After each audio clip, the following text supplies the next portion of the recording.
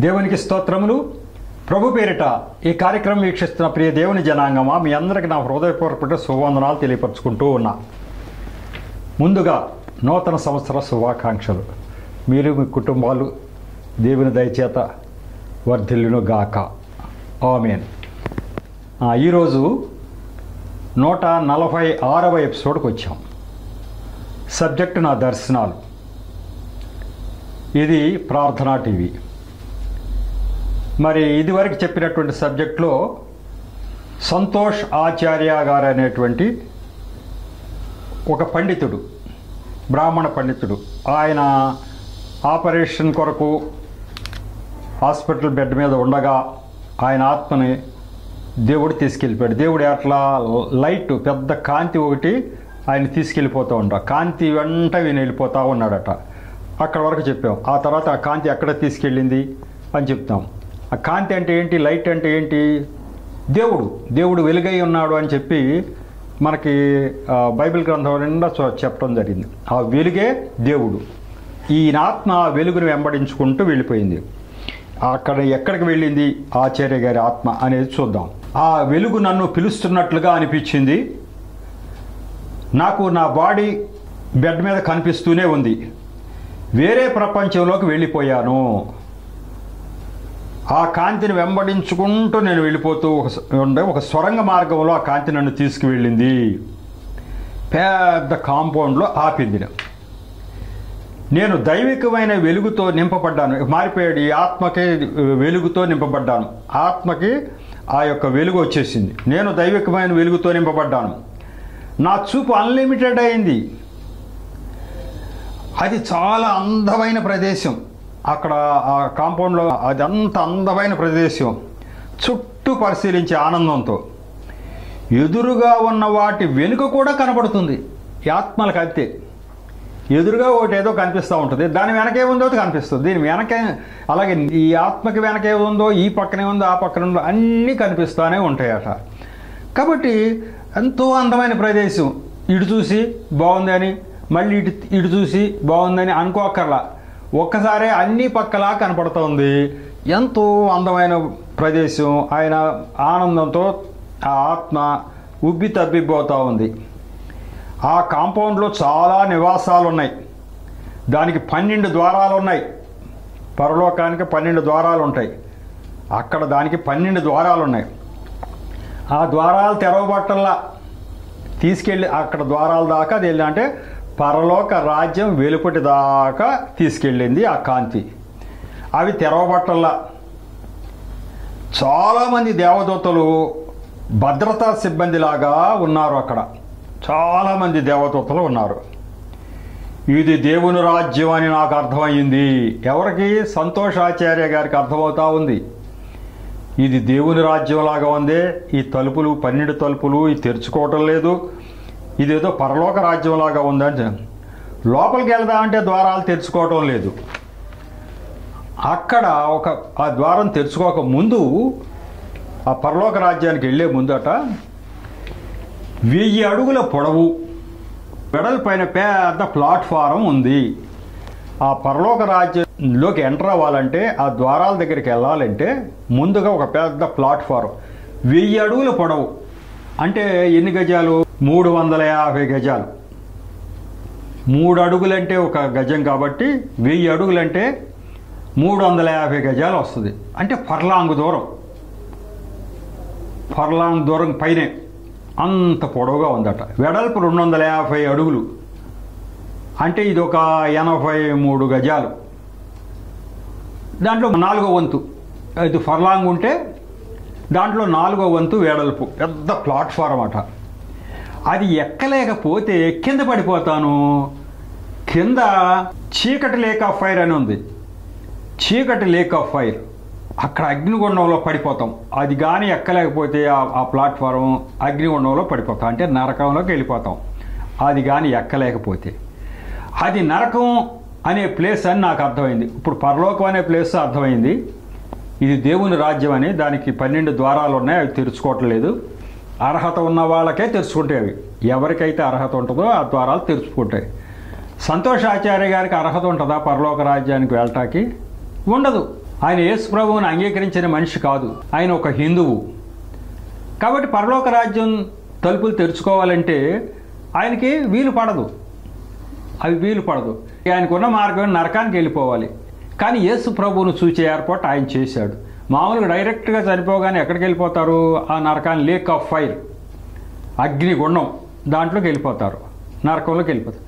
కానీ దేవుడు దయతలిచినట్టు. ఎందుకు దయతలిచాడంటే ఆయన బెడ్ మీద అనుకున్నాడు, నాకు ఇంత ఆస్తి ఉంది, దీనివల్ల ఏం ఉపయోగం లేదు, నా ప్రాణం నిలబెట్టగలిగింది ఏదీ లేదు, నా బంధువులు కానీ డాక్టర్లు కానీ ఎవ్వరో కాపాడలేము, చచ్చిపోతావా అని చెప్పేశారు. మరి వెళ్తాను, సరే ఎక్కడికి వెళ్తాను? నేను నరకానికి వెళ్తానా, పరలోకానికి వెళ్తానా? పరలోకం అంటే వాళ్ళకి స్వర్గం. స్వర్గానికి వెళ్తానా, నరకానికి వెళ్తానా, నాకు ఏమీ తెలియటం లేదు అనుకున్నాడట. ఆ అనుకున్న మాట దేవుడికి వినపడింది. దేవుడు ఎందుకో ఆయన మీద జాలి కలిగి ఆ మాట విన్నాడు. విని సరేలే ఇలా అనుకున్నాడు కానీ పరలోకం ఏం పంపించలా, కానీ ఆయనకు ఆయుష్ ఇద్దాం, విషయం చెప్దాం. మహానుభావ, విషయం ఇది, నువ్వు ఇంతకాలం ఇంత చదువుకున్నావు కానీ దేవుడు ఎవడో తెలుసుకోకుండానే పోతున్నావు, విషయం ఇదని చెప్పి మళ్ళీ బ్రతికిస్తే అప్పుడు జాగ్రత్తగా బ్రతుకుతాడు, నన్ను అంగీకరిస్తాడు భూలోకం మీద అని ఆయన ఉద్దేశం కావచ్చు అని చెప్పి చూపించాడు. ఆయన ఆ యొక్క ప్లాట్ఫారం చూపించాడు. దాని కిందకు చూస్తూ ఉంటే ఒక నరకం కనపడుతుంది, జారితే దాంట్లో పడిపోతాం. అక్కడ ఇది 1 వే టికెట్ అని నాకు తెలిసింది. ఇది చాలా ఇంపార్టెంట్. 1 వే టికెట్. అటు నరకంలో పోయినవాడు బయటికి రాడు, పరలోకం పోయినవాడు బయటికి రాడు, ఇటు రాడు వెనక్కి. 1 వే టికెట్ అని నాకు అర్థమైపోతుంది, ఎటు పోయినా అంతే. ఇక ఇది ఈ పాయింట్ ఎందుకు ఇంపార్టెంట్ అంటే మనం ఇక్కడ ఏం తీసుకున్నాం, ఇంకో జన్మ లేదు అనే దాని మీద మనం తీసుకున్నాం ఈ సబ్జెక్టు. కాబట్టి వెళ్ళేది 1 వే టికెట్ అయినప్పుడు మళ్ళీ వచ్చే అవకాశం ఏమైనా ఉందా? లేదు. మనకు తెలుసు కదా 1 వే టికెట్ అంటే, తెలుసు కదా 1 వే ట్రాఫిక్ లాగా ఒక పక్కకి, రెండో పక్కకి లేదు. కాబట్టి ఆ రెండో జన్మ అంటూ ఉండదు ఏ మనిషికైనా, అయితే అటు లేకపోతే ఇదని. దీని ద్వారా ఆ వేదికకు 3 స్టెప్స్ ఉన్నాయి. అవకడ సింహాసనం మీద రాజులకు రాజు, ప్రభువులకు ప్రభువు, యేసు ప్రభువు కూర్చుని ఉన్నాడు. ఈ ప్లాట్ఫారం మీద ఎంత పెద్ద ప్లాట్ఫారం ఉంది, ఆ ప్లాట్ఫారం అవకడగా కనపడుతున్నాడు, యేసు ప్రభు వారు కూర్చుని ఉన్నారు. ఆయన నాకు తెలుసు కానీ ఆయనే దేవుడని తెలియదే అనుకుంటున్నాడంటే ఈయన. తెలుసుగా క్రైస్తవులందరూ ఆరాధించే యేసు ప్రభు, ఈయనున్నాడేంటి ఇక్కడ? ఈయనే నా అసలైన దేవుడు. ఈ క్రైస్తవులకు ఒక్కడికే ఏదో చిన్నపాటి దేవుడు అనుకున్నాం కానీ ఈయన నా అసలైన దేవుడు. ఈయన మనకు తెలియపోవటం ఏంటి? ఈయన మనకు తెలుసు అనుకుంటున్నాడట. ఆయన ముఖం చూడలేకపోతున్నాను, తలదించుకున్నా. ఆయన అంత కాంతితో ఉన్నాడు ప్రభువారు, ముఖం చూడలేకపోతున్నా. అయితే నా పాపాలన్నీ నాకు కనిపిస్తున్నాయి, మనం చేసిన పాపాలన్నీ అక్కడ మన ఎదురుకు వచ్చేస్తాయి. దేవుణ్ణి ఏం అడగలే, అయ్యా నేను నరకానికి ఎందుకు వెళ్ళాలని అడిగే ప్రశ్నే లేదు. నీ ఎదురుగా నీ పాపాలన్నీ, ఇదివరకు ఎపిసోడ్లో చెప్పాం, నాతాను అనే పిల్లాడు వెళ్ళినప్పుడు అదే కనపడుతుంది. అక్కడ స్కేల్తో కొలుస్తున్నారట పాపాలు, నీ తప్పులేంటి మంచి ఏంటి, త్రాసులో వేసి తోస్తున్నారట. తప్పులు ఎక్కువ ఉన్నాయా, మంచి పనులు ఎక్కువ ఉన్నాయా? అట్లా ఈయన చేసిన పాపాలన్నీ ఎదురుగా కనపడతా ఉన్నాయట. ఇంకా ఆయన ముఖమేమో చూడలేకపోతా ఉన్నాడు. ఆయన పాదాల వైపు చూచి నన్ను క్షమించు అంటున్నాను. ఇక దేవుడు ముఖం చూడలేక పాదాల వైపు చూసి, తండ్రి మీరు దేవుడని నేను అనుకోలేదు, నన్ను క్షమించండి అన్నాడట. నేను అగ్నిగుండంలో పడటం తప్ప వేరే ఆప్షన్ నాకు లేదు అని కూడా నాకు తెలుస్తుంది. ఆప్షన్ లేదు, అటు పరలోకి వెళ్తాకే ద్వారాలు తెరుచుకోవు. ఇక వెళ్ళటానికి నాకు వేరే మార్గం లేదు, ఖచ్చితంగా నేను ఈ యొక్క అగ్నిగుండంలో జారి పడిపోవటమే తప్ప నా వల్ల కాదు, ఇక నేను ఇటే తప్పదు అనుకుంటున్నాడట. అప్పుడు ప్రభు నాతో మాట్లాడుచున్నాడు. అధికారం, కృప, వాత్సల్యం, ప్రేమ, దయ కలిగిన మాటలు మాట్లాడాడు. దేవుడు మాట్లాడాడు. ఏం చేస్తున్నావు? ఇదిగో నిన్ను భూమి మీదకు పంపుచున్నాను. దేవుడు స్వరం వినిపించిందట. ఏం చేస్తున్నావు? ఆలోచించుకుంటున్నావా? నేను నరకంలో పోతాను ఇక అని అనుకుంటున్నావు కాదు అని.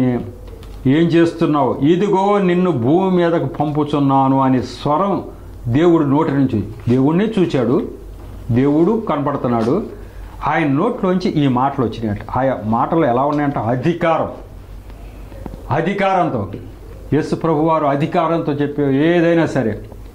గాలి తుఫాను వచ్చినప్పుడు నీళ్లను గద్దించాడు, గాలిని గద్దించాడు. అధికారం. అవి ఆగిపోతే అందరూ ఈ అధికారం ఏంటి ఈయనకి అని ఆశ్చర్యపోయారు. అధికారమైన స్వరం ఒక మాట మాట్లాడంటే అంతే, కిమ్ అనకుండా ఆ యొక్క గాలి కానీ వాన కానీ ఆగిపోయినాయి. ఏంటి అధికారం? అటువంటి అధికారం. కృప అంటే ఆ దయ, వాత్సల్యం, ప్రేమ, దయ, ఇవే కనపడుతున్నాయి ఆయన మాటల్లో. దయ, విపరీతమైనటువంటి దయ, ప్రేమామయుడైనటువంటి దేవుడు మాటలు వినపడతా ఉన్నాయి. నిన్ను బ్రతికిస్తున్నాను, భూమి మీదకు పంపిస్తున్నాను అని. మీకు తెలుసు కదా, ఆ కోమాలో 2-3 రోజులు ఉన్నాడని డాక్టర్లు చెప్పారు. అయ్యా 3 రోజుల నుంచి నువ్వు కోమాలో ఉన్నావు, ఇప్పుడే బతికావన్నారు ఆత్మ అక్కడికి వెళ్ళిన తర్వాత. ఇప్పుడు ఏం చెప్తున్నాడంటే, నిన్ను భూమి మీద పంపిస్తాను, నువ్వు చేయాల్సిన పని నీ భార్య బిడ్డలను బాగా ప్రేమించు అని చెప్పాడు దేవుడు. ఏమన్నాడు? నీ భార్య బిడ్డలను బాగా అంటే ఏంటి? ప్రేమమయుడు దేవుడు. మనల్ని కూడా అట్లా ఉండాలి అంటాడు. ప్రేమతో నింపబడిపోవాలి. ముందుగా మన కుటుంబ సభ్యులను విపరీతంగా ప్రేమించాలి. ప్రేమకు అర్థం తెలియక మనం సరిగ్గా ప్రేమించం ఎవరిని. భార్య బిడ్డల్ని ప్రేమించం, ఎదుటివాడి సంగతి పోయిన తర్వాత చూద్దాం. ఇంట్లో వాళ్ళని కూడా ప్రేమించం. ఏ చిన్న తప్పైనా సరే పెద్ద తగాదా చేస్తాం. అరే పోనీ క్షమించుదాం, ఎవరైనా చేస్తారు చిన్న తప్పులు అని అనుకోము. దాన్ని సాగదీస్తాం, దాన్ని అల్లరి చేస్తాం. భార్య చిన్న తప్పు చేసినా అల్లరి చేస్తాం, పిల్లలు తప్పు చేసినా అల్లరి చేస్తాం. క్షమించే గుణం మనలో ఉండదు. ప్రేమ ఉంటే అవన్నీ కప్పుతుంది. ఆ ప్రేమతో నిండిపోవాలి మనం అని చెప్పాడు అనమాట. ఆయనలో మహాకటాక్షం కనిపిస్తుంది. ఆయన మాటల్లో కానీ ఆయన చూపులో కానీ మహాకటాక్షం కనిపించింది. ఆయన ఎడమ వైపు నుంచి ఒక ఇరుకైన ద్వారం కనిపించింది. ఆ చిన్న దారిలో నుండి మాత్రమే పరలోకంలోకి ప్రవేశించవచ్చు. పరలోకంలోకి వెళ్ళే దారి బైబిల్ గ్రంథంలో ఏమనుందంటే ఇరుకైన మార్గంలో మీరు వెళ్ళాలి అన్నాడు. అదే ద్వారం. అది ఆయనకి ఎడం పక్క, అంటే మనకు కుడి పక్క అయి ఉంటుంది అంతే కదా. ఆయనకి ఎడం పక్కన చిన్న ద్వారం ఉందట. దాని నుంచే ప్రవేశం. కానీ దూతలను దాటి వెళ్ళిన అక్కడ కూడా మళ్ళీ దూతలే. ఆ ద్వారంలో ప్రవేశించాలని అక్కడ దూతలు ఉన్నారు. నీకు అర్హత ఉందా లేదా? ఎవరిని పడితే వాళ్ళు పరలోకం వెళ్ళటానికి లేదు. దూతలను దాటి వెళ్ళలేము. ఆ స్వరాన్ని బట్టి నేను భూమి మీదకి వెళతాను కాబోలు అనుకుంటున్నాడట. ముందే మార్గం, కానీ నాకు వెళ్ళే అవకాశం లేదు, నన్ను భూమి మీదకి పంపిస్తాను, నన్ను భూమి మీదకి పంపిస్తారు కాబోలు అనుకున్నాడట. అప్పుడు నేను ఏ చర్చికి, ఏ డినామినేషన్కి వెళ్ళాలి అని అడిగాను. ఇప్పుడు కూడా ఎవరన్నా అన్యజనులు ప్రభు వైపు వస్తే ఏ చర్చికి వెళ్ళాలబ్బా? ఊళ్ళో చర్చిలు ఉన్నాయి, 4 ఉన్నాయి. ఏంటంటో డినామినేషన్. ఒకటి ఆర్సీఎం అంటారు, ఒకటేమో లూథరన్ అంటారు, ఒకటి బాప్టిస్ట్ అంటారు, ఒకలేమో ఇండిపెండెంట్ అంటారు. ఇట్లా రకరకాలు ఉంటాయి. ఏ చర్చికి వెళ్ళాలో జనరల్గా తెలియదు. నేను పడిన బాధ అదే మొట్టమొదటిలో. యేసు ప్రభు దేవుడు అని తెలిసింది. ఏ చర్చికి వెళ్ళాలి? ఊళ్ళో చర్చిలు, వాళ్ళదొక చర్చి, వాళ్ళదొక సహవాసం, ఏడదొక సహవాసం, దేనికి వెళ్ళాలి? ఏ చర్చి వాళ్ళని అడిగితే మా చర్చి గొప్పది రా అంటారు. ఎవరిని అడిగినా మాదే గొప్ప. ఏది గొప్ప? ఎట్లా తెలియాలి? కాబట్టి ఈయన కూడా అదే డౌట్. ఇక తెలిసిపోయింది కదా, అక్కడ యేసు ప్రభువుని చూడగానే అమ్మో ఇప్పుడు దాకా నేను గ్రహించలేదు అని తెలిసిపోయింది కదా, నన్ను ఎలాగో బ్రతికిచ్చాడు, మరి చర్చికి వెళ్ళిపోవాలి కదా రేపటి నుంచి దేవుడి దగ్గర. ఏ చర్చికి వెళ్ళాలబ్బా? బోల్డ్ అండ్ డినామినేషన్లు ఉన్నాయి కదా అని చెప్పి అడిగాడట. ఏ డినామినేషన్కి వెళ్ళాలి, ఏ చర్చికి వెళ్ళాలి? ముందుగా జవాబు రాలా, మౌనంగా ఉన్నాడు యేసు ప్రభు. ఈ విషయం చూడండి, దేవుడు మౌనంగా ఉన్నారు. ఒకే మాట వచ్చిందంట తర్వాత, అవేమీ ముఖ్యం కాదు అన్నాడు. ఏది ముఖ్యం కాదు? డినామినేషన్ ముఖ్యం కాదు, ఏ చర్చి ముఖ్యం కాదు, నువ్వు నా వైపు చూచావా లేదా అన్నదే ముఖ్యం. యేసు ప్రభు కావాలి, యేసు ప్రభుని అంగీకరిస్తున్నానా లేదా అన్నదే ముఖ్యం. నువ్వు ఏ డినామినేషన్కి వెళ్ళినా నేను చూడను దాన్ని. ఏది మంచి డినామినేషన్, ఏది మంచిది కాదు అని నేను చెప్పను. అది ముఖ్యమే కాదు. ఏ డినామినేషన్ అనేది ముఖ్యం కాదు అనగానే మళ్ళీ ఈయన ఆచార్య గారు అంటున్నారు, సంతోష్ ఆచార్య గారు అంటున్నారు, మతం లేకుండా వెళ్ళలేమంటున్నారుగా అన్నాడట. అడుగుతాంగా, మరి మతం ఏ చర్చి ముఖ్యం కాదంటున్నారు, మరి ఖచ్చితంగా ఈ క్రైస్తవ మతంలోకే రావాలి, అందులో ఈ డినామినేషన్లోకి వస్తేనే దేవుడి దగ్గరికి వెళ్తాం ఇట్లా అంటుంటారు కదా, మరి మతం ముఖ్యం అంటున్నారు కదా అన్నాడట. అప్పుడు దేవుడు సమాధానం బాగా వినండి. నాకు కావాల్సింది యథార్థతయే కానీ మతం కాదు. దేవుడికి స్తోత్రం.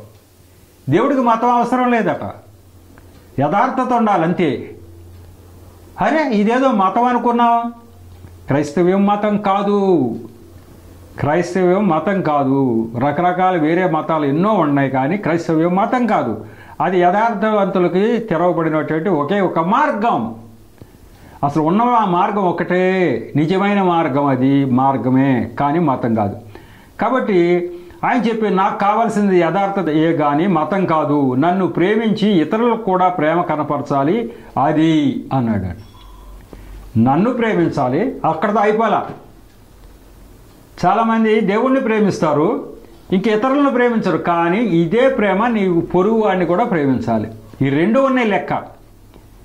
చాలామంది ఏమనుకుంటారంటే మనం దేవుడిని విపరీతంగా ప్రేమిస్తున్నాం, పర్ఫెక్ట్గా చర్చికి వెళ్తాం, పర్ఫెక్ట్గా దశంభాగాలు ఇస్తాం, కానీ పక్కవాడితో గట్టి సమాధానం ఉండదు. పక్కవాడిని ప్రేమించము, చీ పో అన్నట్టు చూస్తాం పక్కవాడిని.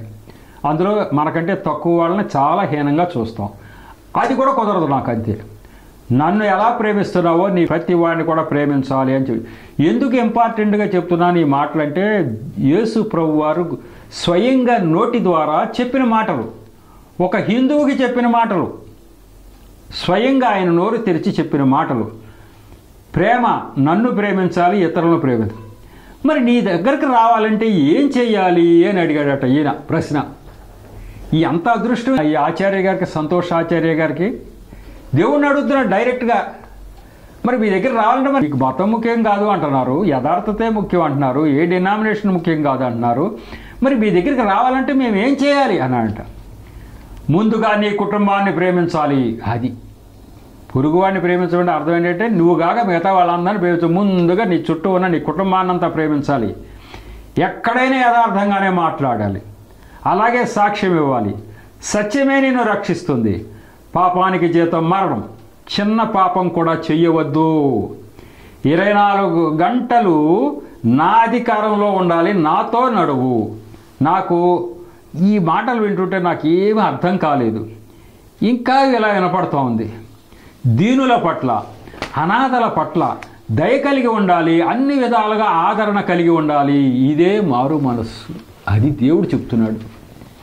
అర్థమైందా? జనరల్గా ఏమనుకుంటామని మారు మనస్సు గురించి, దయ గురించి, ప్రేమ గురించి మనం పట్టించుకోం. అవి లేకపోతే మట్టికి నాకు కుదరదబ్బాయి అని చెప్పేశాడు. ఇటువంటి దయ కలిగినటువంటి, ఇతరులంటే ఇష్టం కలిగినటువంటి, విపరీతంగా ప్రేమించే గుణం కావాలి. ఎవరిని? కొంతమంది ఉంటారు తన ఇంట్లో పిల్లల్ని, తన భార్యను బాగా ప్రేమిస్తారు. ఈ పక్కవాడి వైపు చూడు, పక్కవాడి వైపు చూడు. కానీ అది కూడా కుదరదట. ఆ ప్రేమ అందరి ఎడలా కూడా ఉండాలి. అటువంటి ఎవరు? ముఖ్యంగా పేదలు, దీనుల పట్ల, అనాథల పట్ల. జనరల్గా మన సమఉజ్జి అయితే ప్రేమగా ఉంటాం, ఓహో ఆహో మాట్లాడతాం. సమఉజ్జి అయితే దీనులండి, చాలా అల్పులు, దీనులు, మరి కడు బేదవారు ఉన్నారు, వాళ్ళ మీద మనం అంత దృష్టి పెట్టం. అనాథలు, వాళ్ళకి ఎవ్వరూ లేరు. అటువంటి వాళ్ళని దగ్గర తీసుకోవాలి నువ్వు. వట్టి వాళ్ళ మీద కూడా దయ కలిగి ఉండాలి. అది ప్రేమ అంటే. నీ సమఉజ్జీది ప్రేమించాలే, నేను వాళ్ళ వాడికి భోజనం పెడితే వాడు నాకు భోజనం పెడతాడులే అనేది కాదు. దేవుడు ఇక్కడ ఈ లోకంలో సంచరించిన రోజుల్లో కూడా అదేగా చేశాడు. నువ్వు విందుకు పిలిచినప్పుడు మరలా విందు చేసే స్తోమత లేని వాడిని పిలువు. అప్పుడు నీకు పరలోకంలో గొప్ప ధనం ఉంటుంది. ఎందుకు అంటే నీ దగ్గర విందు తిన్నవాడు మళ్ళీ నిన్ను పిలిచి విందు ఇవ్వలేని పరిస్థితిలో ఉన్నాడు. ఆ ధనం అంతా నీకు దాచిపెట్టబడుతుంది. నువ్వు పిలిచినవాడు నీకు మళ్ళీ విందు ఇవ్వగలిగిన వాడు పిలిస్తే నీకు ఇక్కడ ఏం పరలోకంలో ఏం రాదు. నువ్వు ఇచ్చావు తీసుకున్నావు అంతే. నువ్వు ఊరికే ఇచ్చింది ఏమీ లేదు. ఊరికే ఇచ్చితేనే కదా పరలోకంలో దాచిపెడతాడు దేవుడు. ధర్మాత్ముడు, ధర్మం. నువ్వేమైనా ఇస్తేనే, త్యాగం చేస్తేనే, ఎవరికైనా ఇస్తేనే ఇక్కడ లెక్క. లేదు. వారికి తోడుగా ఉండుట అంటే స్పిరిచువల్గా పేదవారు చాలామంది ఉన్నారు, వారికి ఆదరణగా నిలబడుటయే. పేదవారంటే జనరల్గా ధనం లేని వారనే అనుకుంటాం, కానీ స్పిరిచువల్గా దేవుడు ఎవరో తెలియని వాళ్ళు కూడా పేదవాళ్ళు. అంతే. అన్ని జనులందరూ కూడా స్పిరిచువల్గా పేదవారు. అన్ని జనులు చాలా కార్లు, బంగ్లాలతో కోటేశ్వర్లుగా ఉంటారు, కానీ వాళ్ళు స్పిరిచువల్గా పేదవారు. ఎందుకు అంటే వారు ఈ లోకంలో బ్రతికినటువంటి ఒక 70-80 సంవత్సరాలు బ్రతికి వెళ్ళిపోయిన తర్వాత ఎక్కడికి వెళ్తున్నారు అంటే అతి దీనమైనటువంటి నరకంలోకి వెళుతున్నారు. వాళ్ళు పేదవారు. మనకి ఇక్కడ తింటానికి తిండి లేకపోయినా మనం సరైన మార్గంలో ఉన్నాం. చనిపోయిన తర్వాత మనం గొప్ప మహిమలోకి వెళ్ళి యుగ యుగాలు కూడా దేవుడి సన్నిధిలో మహిమ అనిపిస్తూ మనం ఐశ్వర్యవంతులు. పేదవారంటే ఉట్టి ఇక్కడ డబ్బు లేని వాడే కాదు, అసలు దేవుడు ఎవరో తెలియని వాళ్ళంతా స్పిరిచువల్గా పేదవారు. వారి ఎడల దయ కలిగి ఉండు. వారు మీ దేవుడు వద్దు, మా దేవుడు వద్దు అంటూ ఉంటారు. వాళ్ళ మీద దయ చూపించు. వాళ్ళకి ఎందుకో పాపం తెలియట్లేదు, సాతాను కట్టల్లో ఉన్నారు, వాళ్ళు బయటికి రావట్లేదు అని చెప్పి వాళ్ళ మీద విపరీతమైన జైలు. ఒకరికి 4 సార్లు 5 సార్లు వాళ్ళకి వివరంగా చెప్పు, వాళ్ళ మీద దయ చూపించు అని అంటున్నాడు. ఎందుకు? దేవుడికి అట్లా వెళ్ళిపోకుండా వాళ్ళని కూడా బయటికి లాక్కు రావాలనేది వాళ్ళ మీద విపరీతమైన ప్రేమ ఉండటం చేతనే అన్ని జనుల మీద. ఇంకా చెప్తున్నాడు ఆయన, నీవు 2 పుస్తకాలు రాయాలి భూమి మీదకి వెళ్ళిన తర్వాత, అవి పేదలకు అందాలి అన్నాడు ఆయన. ఎవరికి అందాలయ్యా? పేదలకు అందాలి అన్నాడు. ఏ పేదలు? డబ్బు లేని పేదలు, స్పిరిచువల్గా పేదలుగా ఉన్నారుగా. డబ్బు అంతా ఉంది, కార్లు బంగ్లాలన్నీ ఉన్నాయి, కానీ దేవుడెవరో తెలియదు, వాళ్ళ చేతికి అందాలి. దేవుడెవరో తెలియని వాడల్లా పేదవాడే, వాళ్ళ చేతికి అందాలి. నువ్వు 2 పుస్తకాలు రాయాలి అన్నాడట. నిజంగా నా దర్శనాలు కూడా అట్లాంటివి ఉండబట్టే నేను రాసిన పుస్తకం ప్రతి వాళ్ళ చేతికి వెళుతూ ఉంది. అన్ని జనులు బాగా ఐశ్వర్యవంతులైన వాళ్ళ చేతులకు కూడా అందేటట్టుగా దేవుడు చేయిస్తూ ఉన్నాడు. వాళ్ళంతా స్పిరిచువల్గా పేదవారు కాబట్టి, అంటే వాడు అసలైన ఐశ్వర్యాన్ని పొందలేక మరి ఆ నరకానికి వెళ్ళిపోతున్నారు కాబట్టి ఈయన కూడా ఏం చెప్పాడు? 2 పుస్తకాలు రాయాలి, అవి పేదలకు అందాలి అని చెప్పాడు. తర్వాత హాస్పిటల్లో నాకు స్పృహ వచ్చింది, ఇప్పుడు దేవుడి పరిచర్య చేస్తున్నాను ఆయన చెప్పిన మాటలు. ఏం చేస్తున్నాడు? ఇప్పుడు పరిచర్య చేస్తున్నాడు దేవుడికి. చర్చ్ సహాయంతో పుస్తకాలు ప్రింట్ చేయించి ఉచితంగా ఇస్తున్నాను. ఉచితం, అది ఆ పని నేను చేసే పని, ఉచితంగా ఇస్తున్నా చర్చ్ సహాయంతో. మరి ఈయన కొంత డబ్బు వేసుకోవచ్చు, చర్చి వాళ్ళు కొంత వేసుకోవచ్చు, మొత్తం మీద ఉచితంగా అయితే ఇస్తున్నా నేను అని చెప్పాడు. 2 పుస్తకాలు రాసి. నాకు కూడా ఉన్న దర్శనం ఏంటి? నువ్వు పుస్తకం రాయాలి, చర్చిలన్నీ తిరగాలి, మరి ఎవరి దగ్గర కూడా ఒక పైసా తీసుకోకూడదు అని నా దర్శనం కూడా. అంటే దేవుడికి ఇష్టమైన పని అది. ఆచార్య గారికి చెప్పిన పని నాకు చెప్పారు, అది చేయిస్తూ ఉన్నారు దేవుడు. ఇది ఆయన చెప్పినటువంటి విషయాలు. తర్వాత ర్యాండీ కే అనేటువంటి ఒక యాంకర్ గారు ఈయన దగ్గరికి వెళ్ళారు. మరి ఇంటర్వ్యూ చేస్తుంటారు కదా టీవీల్లో ప్రసారం చేయటానికి. అయ్యా మీరు దేవుడి దగ్గరికి వెళ్ళొచ్చారంటే ఏంటి విషయాలని ఒక యాంకర్ గారు, ర్యాండీ కే ఆయన పేరు, ఆయన అడిగిన 4 ప్రశ్నలకి ఈయన సమాధానం చెప్పాడు. ఇప్పుడు 3-4 సమాధానాలు వచ్చేసింది. దేవుడితో ఈయన ఏం మాట్లాడాడు డైరెక్ట్గా, దేవుడు ఏం చెప్పాడు, బ్రతికిచ్చేమని అని చెప్పాడు. ఆ తర్వాత ఇంకా కొన్ని విషయాలు కూడా ఆ యొక్క యాంకర్ గారు ఏం ప్రశ్నలు వేశాడో మీకు చెప్తా. మనం చూస్తూ ఉంటాం యాంకర్లు ప్రశ్నించే విధం. ఇది వరలో జీసస్ను వినలేదు, క్రైస్తవులు వివరంగా నాకు చెప్పలేదు అన్నాడు. యాంకర్ గారికి ముందుగా వెళ్ళగానే, పూర్వకాలంలో నేను అమెరికాలో ఉన్న అనేక మంది యేసు ప్రభు భక్తులు ఉన్నా, క్రైస్తవులు ఉన్నా, అసలు జీసస్ క్రైస్తు అసలైన దేవుడు అని ఏ క్రైస్తవుడు నాకు చెప్పలేదు అన్నాడు. చెప్పపోవడం అంటే ఏదో సువార్తను చెప్పే ఉంటారు, కానీ వినరు. ఆ రోజుల్లో చెవులు మూసుకుంటారు. ఇక్కడ ఉన్నటువంటి అన్యజనులందరూ. అందుకే సువార్త ఎవరికి చెప్పకుండా ఉంటాం మనం, ఏదో రకంగా చెప్తూనే ఉంటాం, కానీ వాళ్ళు వినరు, చెవులు మూసుకుంటారు. కాబట్టి ఈయనేమన్నా అంటే నేను వినలేదు అన్నాడు. నువ్వు చెవులు మూసుకుంటే ఎట్లా వింటావు? నీ ముందు ఎంతోమంది క్రైస్తవులు వెళ్ళుంటారు, ఏంటని నువ్వు అడిగావా?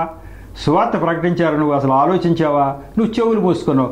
కాబట్టి నేను వినలేదు, క్రైస్తవులు వివరంగా చెప్పలేదు అన్నాడు. వినాలి, వివరంగా చెప్పాలా? నాకు క్రైస్తవులు యేసు ప్రభువుని నమ్మండి అని ఒక్క మాట అన్నారు అంతే. నో, అలా కాదు చెప్పాల్సింది. ఆవిడ వివరంగా చెప్పాలి, ఆయన ఒక్కడే దేవుడు, ఇది పరిస్థితి, ఇట్లా ఇట్లా ఇట్లా, ఇది రుజువు, ఇది సాక్ష్యం, ఇది రుజువు, ఇది సాక్ష్యం అని చెప్పాలి. అట్లా చెప్పాలా నాకెవరు అన్నాడు. దేవుడు మీకు ఎలా బయలుపరుచుకున్నాడు, ఆయనే దేవుడు అని మీకు ఎట్లా తెలిసిందన్నాడు. అది యాంకర్ అడుగుతున్నాడు, ర్యాండీ కే గారు అడుగుతున్నాడు. మీరు చూశారండి ఆయన్ని, ఆయనే దేవుడు అని మీకు ఎట్లా అనిపించింది? మరి మీరు ఆరాధించే దేవుళ్ళు ఎవరో ఉంటారులే, ఈయన ఎవరోలే అని ఎందుకు అనుకోవాలా, ఆయనే దేవుడు అని మీకు ఎట్లా తెలిసింది అన్నాడు. ఆయన అన్నాడు, సింహాసనం మీద ఆయనను చూచినప్పుడు ఈయనే దేవుడు అని నాకు అనిపించింది. తెలిసిపోద్ది, అక్కడ ఆత్మకు తెలిసిపోద్ది. ఆయన చూడగానే ఈయనే దేవుడు అని తెలిసిపోయింది. నా పూర్వీకులతో ఇండియా, అయినా చైనా మేము ఎక్కువగా వెళుతూ ఉండేవారు, నేను ఎక్కువగా వెళుతుండేవాడిని. మా వేదాల్లో చెప్పబడిన వారు నాకు ఎప్పుడు తెలియదు. మా వేదాల్లో ఆ దేవుడని ఈ దేవుడని ఉన్నాయి గ్రంథాల్లో. వాళ్ళు ఎవ్వరూ నేను చూడలా ఇంతవరకు. దేవుని ఆత్మ అంటే ఏమిటో నాకు తెలియదు.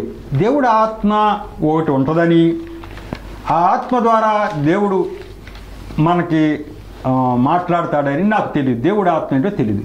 కానీ ఇప్పుడు పుస్తకాలు నేను రాస్తుంటే దేవుని ఆత్మ నాలో ఉండి రాయించాడు, అది నేను అనుభవించాను అని చెప్పాడు. దేవుడికి స్తోత్రం.